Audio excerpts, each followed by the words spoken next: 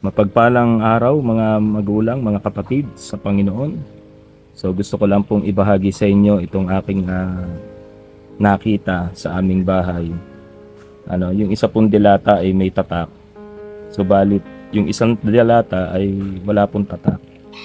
So naalala ko yung dalawang talata sa Biblia, na meron dalawang tatak na nabanggit sa Biblia, at yung unang tatak ay yung tatak ng Diyos sa atin. Sa Efeso chapter 4 verse 30 sinabi, "At huwag ninyong saktan ang kalooban ng Espiritu ng Diyos, sapagkat siya ang tatak ng Diyos sa inyo, ang katibayan na kayo'y tutubusin pagdating ng takdang araw." So ito po yung unang tatak na binanggit po sa Biblia. At ang pangalawang tatak po na tinutukoy po dito sa Pahayag chapter 13 verse 16 to 18 ay yung tatak ng halimaw. Ito ay in the last days na, mga kapatid.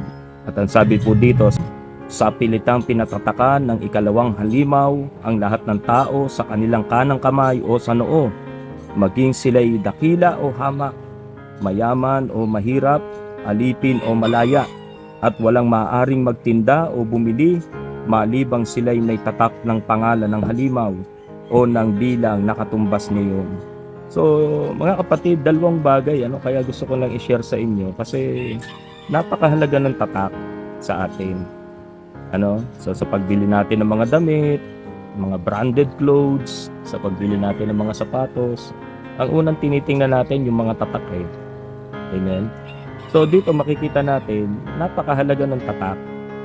At sinasabi ng Biblia, mga kapatid, na yung dalawang tatak na tinutukoy ng Biblia, una, yung tatak ng Diyos sa atin, ang Espiritu Santo. Ano ang sinasabi na Roma chapter 8 verse 9? Ang sabi dito, "Ngunit hindi na kayo namumuhay ayon sa laman, kundi ayon sa Espiritu.